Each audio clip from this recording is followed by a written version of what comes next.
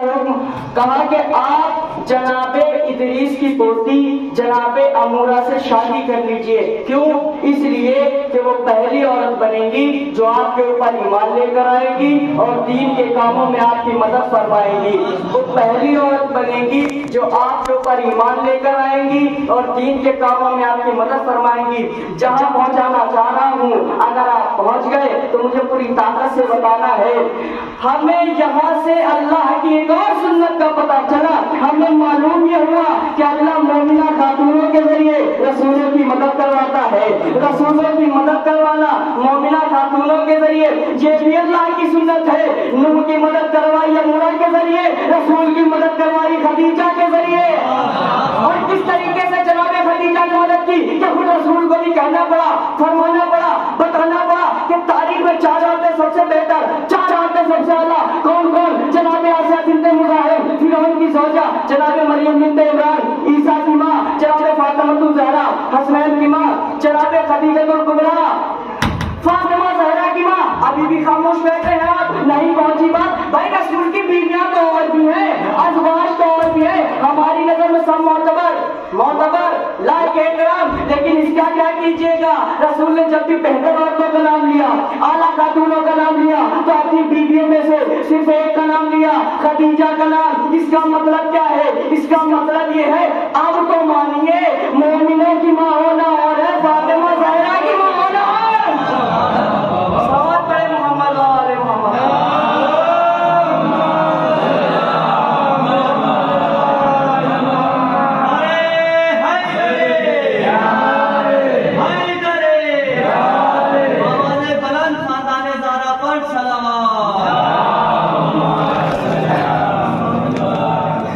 جب بھی بہتر عورتوں کا نام لیا تو اپنی بیویوں میں سے صرف خدیجہ کا نام لیا.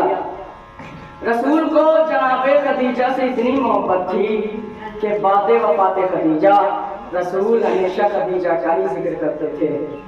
کہیں جاتے تھے تو خدیجہ کا نام, کہیں رہتے تھے تو خدیجہ کا ذکر, کہیں جاتے تھے گھر میں واپس آتے تھے تو اپنی بات کی شروعات بھی جناب خدیجہ ہی کے نام سے کرتے تھے.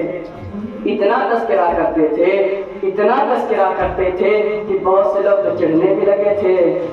تاریخ نے ان چڑھنے والوں کا نام بھی بتایا ہے, لیکن میں وہ نام اس منبر سے لینا نہیں چاہتا, اس لیے کہ بہت سے نام زبان کا ذائقہ بگاڑ دیتے ہیں. ایک خاتون نے تو رسول سے چڑھ کر پوچھ ہی لیا, یا نبی اللہ, یا رسول اللہ, کیا ہو گیا ہے آپ کو جب دیکھے خدیجہ کا نام, جب دیکھے خدیجہ کا ذکر. حالانکہ خدیجہ سے اچھی عورتیں بھی ملی ہیں, خدیجہ سے اچھی بیویاں بھی ملی ہیں. اگر رسول کا جواب آپ کے ذہنوں تک پہنچ جائے تو مجھے پوری طاقت سے بتانا ہے. فوراً رسول نے جواب دیا, لا واللہ نہیں, قسم خدا کی نہیں, مجھے خدیجہ جیسی بیوی ملی ہی نہیں. کیوں؟ اس لیے کہ جب ساری دنیا کافر تھی تب خدیجہ مجھ پر ایمان لے کر آئی. جب ساری دنیا مجھے جھٹلا رہی تھی تب خدیجہ نے میری تصدیق فرمائی. اب آخری 2 وجہ بتانے جا رہا ہوں کہ جناب خدیجہ رسول کی باقی بیویوں سے کیوں بہتر ہے. کیا فرمایا رسول نے؟ مجھے خدیجہ جیسی عورت ملی ہی نہیں, اس لیے کہ جب ساری دنیا کافر تھی تب خدیجہ مجھ پر ایمان لے کر آئی. جب ساری دنیا مجھے جھٹلا رہی تھی تب خدیجہ نے میری تصدیق فرمائی. جب ساری دنیا مجھ سے اپنا مال چھپا رہی تھی تب خدیجہ مجھ پر اپنا مال لٹا رہی تھی. جب ساری دنیا مجھے تانے ابتر دے رہی تھی تب خدیجہ نے مجھے فاطمہ کی صورت میں نسل کوثر عطا کیا. صلوات پڑھے محمد و آل محمد.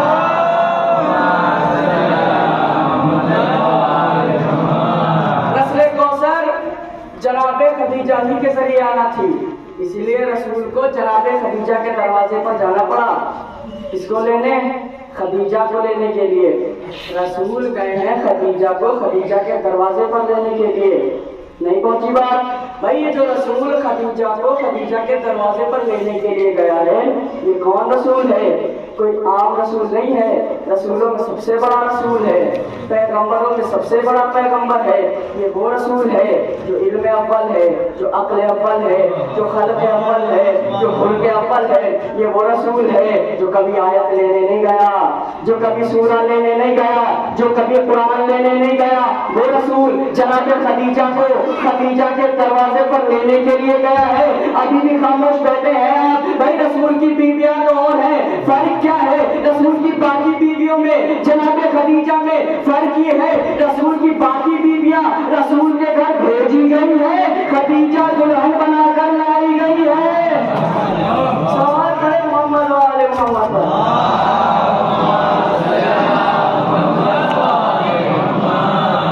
کہاں بات پہنچی تھی؟ اللہ کا حکم ہوا، تبلیغ شروع کر دی۔ رات کا سناٹا ہوتا تھا، کافروں کے دروازے پر جاتے تھے، صاحب خانہ باہر آتا تھا، اس سے کہتے تھے لا الہ الا اللہ۔ کہیں جاتے تھے، مجمع دیکھتے تھے، درمیان میں کھڑے ہو جاتے تھے، کہو لا الہ الا اللہ۔ کافر پریشان ہو گئے، کافروں نے پتھر مارنا شروع کیا۔ تاریخ بتاتی ہے کہ جناب نوح کو اتنے پتھر لگتے تھے کہ جناب نوح پتھروں میں چھپ جایا کرتے تھے۔ رات کا وقت ہوتا تھا، جبرائیل آتے تھے، ان کے پتھروں کو ہٹاتے تھے، جناب نوح کے زخموں پر اپنے پروں کو مس کرتے تھے، زخم ٹھیک ہو جاتے تھے۔ کتنا دنیا اہل بیت کے فضائلوں کو چھپائے گی؟ یہ جو نوح ہے، یہ جو زخمی نوح ہے، یہ کوئی عام رسول نہیں ہے، ظاہراً سب سے بڑا پیغمبر ہے، ظاہراً سب سے بڑا رسول ہے۔ بھائی 2500 سال گزارے ہے، جناب نوح نے سب سے بڑا پیغمبر ہے، جس کے زخموں کو آسمان کا فرشتہ ٹھیک کر رہا ہے۔ حسین ہے پنجتن میں سب سے چھوٹا، حسین ہے پنجتن میں سب سے چھوٹا، جو آسمان کے زخمی پرندے کو پردا کر رہا ہے۔ اس ساتھ بڑے محمد والے محمد۔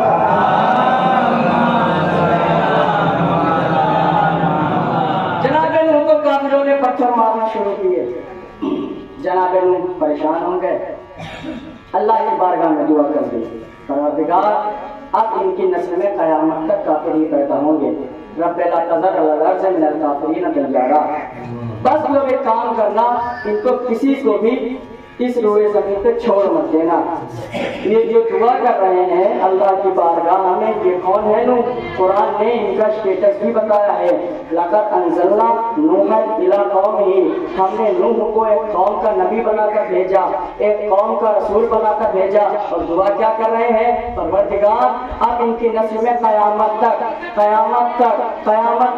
کافر ہی پیدا ہوں گے۔ ہمیں قرآن کا طریقہ سمجھ میں آ گیا، بیان سمجھ میں آ گیا کہ اللہ جسے ایک قوم کا بھی نبی بناتا ہے، ایک قوم کا بھی نبی بناتا ہے تو اسے علم قیامت تک کا دے دیتا ہے، ایک قوم کا بھی نبی بناتا ہے تو اسے علم قیامت تک کا دے دیتا ہے۔ اب ذرا سوچئے، جو کائنات کا امام ہو اس کے علم کی کیا حد ہوگی؟ بھائی یہی فرق ہے، جسے ایک کائنات کا امام بنائے اسے علم قیامت تک کا دے دے، اس کی نگاہیں قیامت تک کو دیکھے، اور جسے کائنات کا امام بنائے اس کی نگاہیں تو چھوڑیے، اس کے ہاتھوں کی ذوالفقار قیامت تک کی نسلوں کو دیکھ کے چلتی ہے۔ صلوات پڑھے محمد وآل محمد۔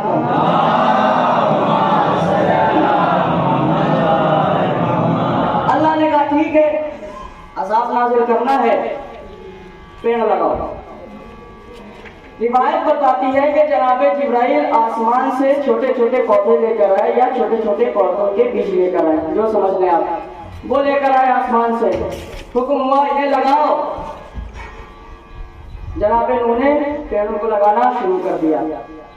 40 سال میں وہ درخت بڑے ہو گئے۔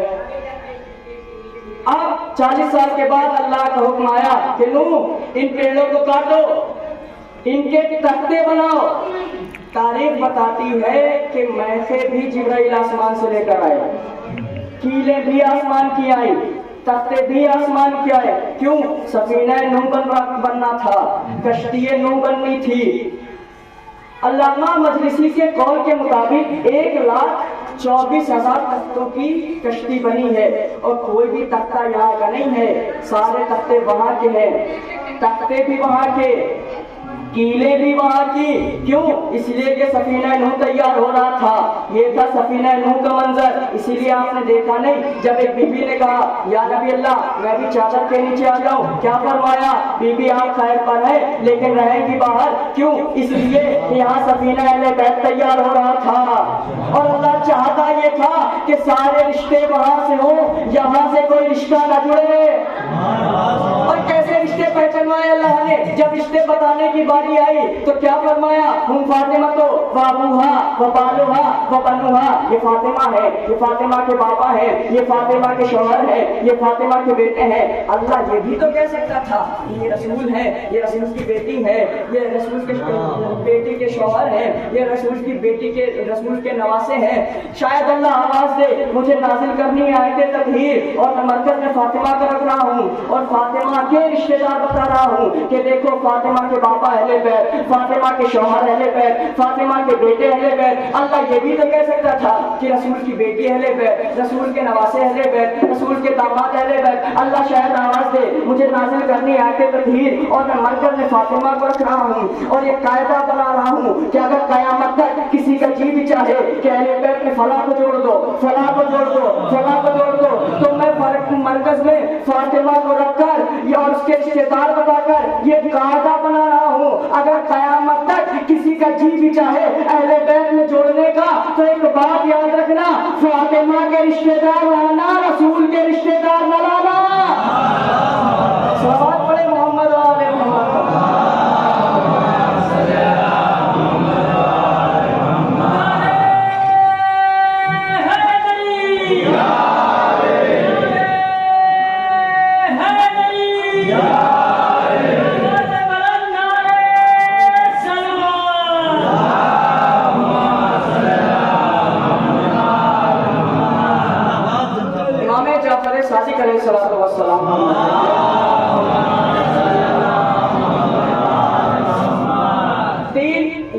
कश्ती बनी, 3 मंजिल, फर्स्ट फ्लोर, सेकेंड फ्लोर, छत का हिस्सा जिसे ढक दिया गया था।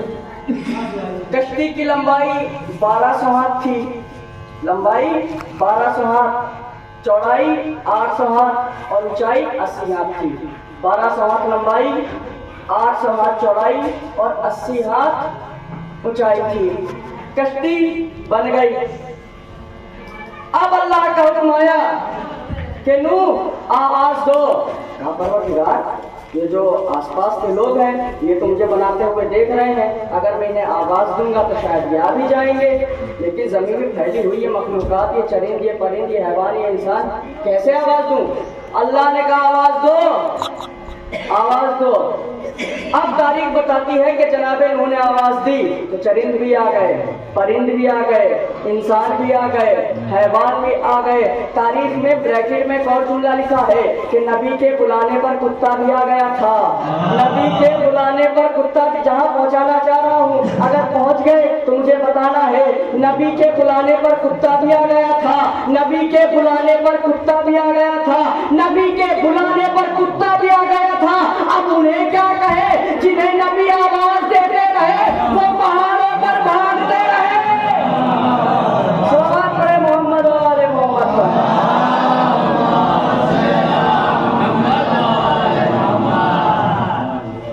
चरिंद परिंद सब आ गए। जनाबे नूह ने सबसे नीचे हिस्से में हैवानों को रखा, जानवरों को रखा। उसके ऊपर वाला जो हिस्सा था उसमें जनाबे नूह ने खाने पीने का सामान और परिंदों को रखा, और जो सबसे ऊपर वाला हिस्सा था उसमें जनाबे नूह ने इंसानों को रखा और इंसानों के साथ चींटियों को रखा। ये जनाबे नूह चींटियों को क्यों रख रहे हैं इंसानों के साथ? उलमा ने इसका भी जवाब बताया है। हम बड़े किस्मत वाले हैं कि हमारे सरों पर उलमा का साया है। कोई भी बात आती है तो उलमा जवाब दे देते हैं। उलमा ने इसका जवाब बताया है। वो कहते हैं कि जनाबे नूह ने इंसानों के साथ चींटियों को इसलिए रखा कि अगर नूह चींटियों को जानवरों के साथ रखते तो हो सकता था चींटियां होती हैं कमजोर, जानवर होते हैं ताकतवर। अगर हैवानों के साथ रखते तो हो सकता था जानवर अपने से कमजोर चींटियों को कुचलते। یعنی اللہ اور رسول کی نظروں میں جو اپنے سے کمزور کو کچل دے وہ انسان نہیں ہوتا، جانور ہوتا ہے، اور جو اپنے سے کمزور کو نہ کچلے وہ انسان ہوتا ہے۔ مسجد کوفہ کے پاس ایک تنور لگا ہوا تھا جناب حوا کے زمانے کا، جس میں جناب حوا روٹیاں پکایا کرتی تھی، اس میں جناب نوح کی مومنہ زوجہ امورہ روٹیاں پکاتی تھی۔ اس تنور میں سے پانی ابلنا شروع ہو گیا، طوفان آیا، آسمان کے سارے ستارے برج سرطان میں چلے گئے۔ برج سرطان کا تعلق بارش اور برسات سے ہوتا ہے۔ برج سرطان میں چلے گئے، دنیا میں اندھیرا چھا گیا۔ جناب نوح نے سب سے آخر میں اپنے پریوار والوں کو آواز دی، پریوار والے بھی آ گئے۔ پریوار والوں سے مراد جناب حام، سام، یافیس اور ان کی مومنہ زوجہ امورہ۔ جناب نوح کی ایک اور بیوی تھی جو کافرہ تھی، اس کا ایک بیٹا تھا کنعان۔ جب جناب نوح نے دیکھا کہ میرا بیٹا سوار نہیں ہو رہا ہے تو اپنے بیٹے کو آواز دی، یا بنیا ارکب معنا ولا تکن مع الکافرین، اے میرے بیٹے، اے میرے لال، دیکھ کشتی میں سوار ہو جا، ان کافروں کے ساتھ مت رہ، کشتی میں سوار ہو جا، کافروں کے ساتھ مت رہ۔ یعنی سفینے کے مقابل پہ آنے والا کافر ہوتا ہے، سفینے کے مقابل پہ آنے والا کافر ہوتا ہے، سفینے کے مقابل پہ آنے والا کافر ہوتا ہے، سفینے کو اپنی آغوش میں پالنے والا کافر نہیں ہوتا، سفینے کو اپنی آغوش میں پالنے والا کافر نہیں ہوتا۔ سفینہ نجات کی صورت میں جس ابو طالب نے ایک طرف نبی کو پالا دوسری طرف علی کو پالا، وہ ابو طالب بھلا کافر کیسے ہو سکتا ہے؟ عمر ابن عبدالعزیز ایک بادشاہ جس نے مولا کائنات پر ہونے والے شب و ستم کو بند کروایا تھا، اس کا ایک شوق تھا، وہ لوگوں کو مسلمان بناتا تھا، یہودی عیسائی کوئی بھی ہو مسلمان کر دیتا تھا۔ اس نے ایک یہودی جوان کو بھی مسلمان کر دیا، اور وہ نوجوان اتنا پکا مسلمان ہو گیا، اتنا سچا مسلمان ہو گیا کہ نماز میں سب سے پہلے آ کے بیٹھ جاتا تھا، جمعے میں بھی موجود رہتا تھا۔ وہ جمعے کے خطبوں میں سنا کرتا تھا کہ جو مولا کائنات پہ شب و ستم ہوئے، اور وہ ایک جملہ سنا کرتا تھا کہ معذاللہ علی کا باپ کافر تھا، علی کا باپ کافر تھا، علی کا باپ کافر تھا۔ کئی جمعے گزر گئے، ایک دن وہ بادشاہ کی خدمت میں گیا، کیا بادشاہ تو نے مجھ پہ بڑا رحم کیا، بڑا کرم کیا، بڑی مہربانی کی، مجھے کفر کے اندھیرے سے نکال کر ایمان کا اجالا بخشا، بس ایک کرم اور کر دیں۔ آپ کیا کرم کرنا ہے؟ آپ کرم یہ کرنا ہے کہ میں گوارا ہوں، جوان ہوں، مسلمان ہوں، میری شادی اپنی بیٹی کے ساتھ کر دو۔ اب کوئی بھی بادشاہ سے کہے گا تو غضبناک ہونا تو لازم ہے۔ بادشاہ نے کہا کیسی بات کرتے ہو، میں اپنی بیٹی کی شادی تمہارے ساتھ کیسے کر سکتا ہوں؟ کہتے ہیں بادشاہ کیا میں مسلمان نہیں ہوں؟ کہا مسلمان ہو، کیا تجھے میرے ایمان پہ یقین نہیں ہے؟ کہا نہیں وہ بھی ہے۔ کہا کیا پھر تیری بیٹی مسلمان نہیں ہے؟ کہا وہ بھی ہے۔ تو کہا پھر کیا وجہ ہے، کیوں شادی نہیں کر رہے؟ جب تھوڑی دیر گزری تو بادشاہ نے جواب دیا کہ یہ دنیا والے کیا کہیں گے، یہ لوگ کیا کہیں گے کہ تو مسلمان ہے، تیرا باپ کافر ہے، تو مسلمان ہے، تیرا باپ کافر ہے، تو مسلمان ہے، تیرا باپ کافر ہے۔ اللہ جانے کون کون علی کے باپ کا وکیل بن کر اپنے ہاتھوں کو بلند کرے گا۔ تو مسلمان ہے، تیرا باپ کافر ہے۔ ایک مرتبہ وہ نوجوان چونک کے کہتا ہے اچھا بادشاہ تو اپنی بیٹی کی شادی میرے ساتھ اس لیے نہیں کر رہا کہ میں مسلمان ہوں، میرا باپ کافر ہے۔ اے بادشاہ تو نے مجھ پہ بڑی مہربانی کی ہے، ایک مہربانی اور کر دے، ایک بات اور سمجھا دے۔ کہا پوچھو، کہا یہ بتا تیری بیٹی افضل ہے کہ رسول کی بیٹی؟ کہا رسول کی بیٹی۔ کہا یہ بتا آپ افضل ہے کہ رسول؟ کہا کہ رسول۔ اب اس نوجوان نے ہاتھوں کو جوڑ کے بادشاہ کی خدمت درج کی، بادشاہ تو نے مجھ پہ بڑا رحم کیا ہے، بڑا کرم کیا ہے، بس آخری بات سمجھا دے، تیری بڑی مہربانی ہوگی۔ کہا پوچھو، کہا یہ بتا جب آپ اپنی بیٹی کی شادی میرے ساتھ اس لیے نہیں کر رہے کہ میں مسلمان ہوں، میرا باپ کافر ہے، تو پھر یہ بتا رسول نے اپنی بیٹی کی شادی علی سے کیسے کر دی؟ بہت بڑے محمد والے محمد۔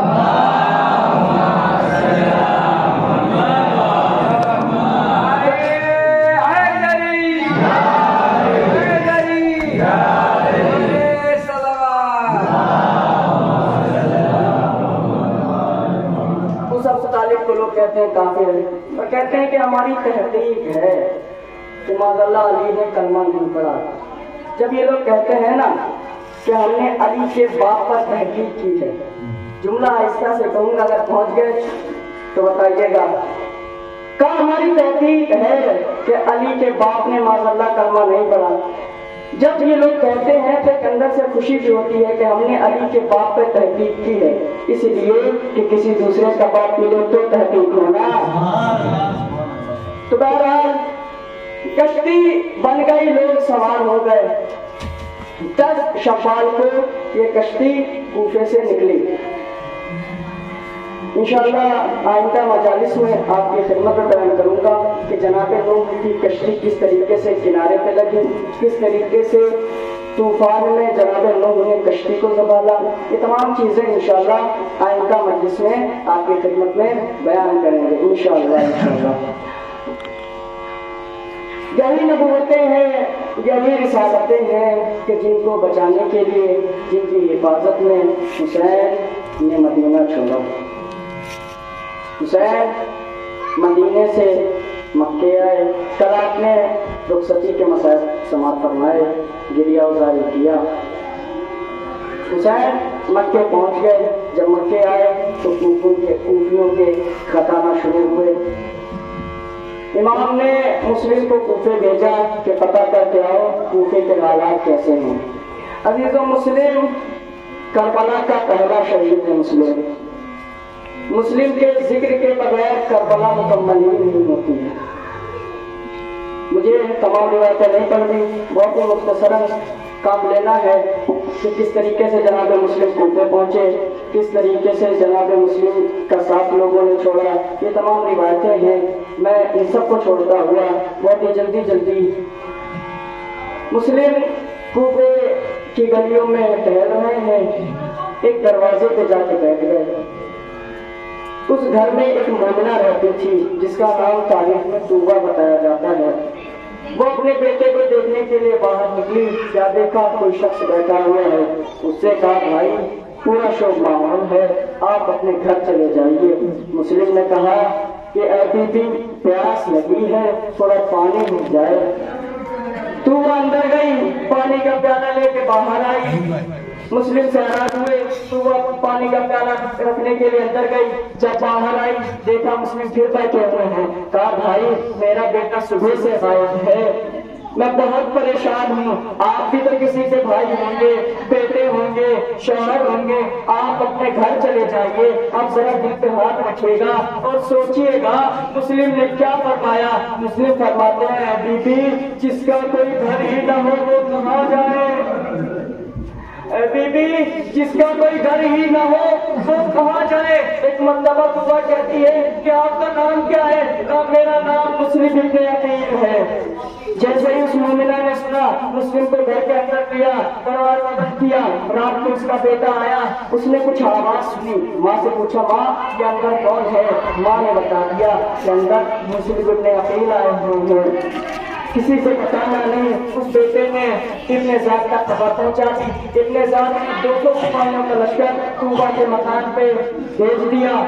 جب مسلم کو محسوس ہوا کہ گھر کو چاروں طرف سے گھیر دیا گیا ہے، اپنے لباس کو سے بے تک کیا، باہر نکلنا چاہتے ہیں تو وہ نے راستہ روکا۔ کہا مسلم آپ ایسا کریں، 3 طرف سے تو دیواریں ہیں، 3 طرف سے دشمن حملہ نہیں کر سکتے، آپ دروازے سے اس کے حملے کو روکیں، ہو سکتا ہے جنگ تھوڑی دیر تک چل جائے۔ مسلم عزیز جانتے ہیں کیا جواب دیتے ہیں کہ اے بی بی اگر میں گھر کے اندر رہا اور میری وجہ سے تیری بے پردگی ہو گئی تو مسلم کبھی اپنے آپ کو معاف نہ کر سکے گا۔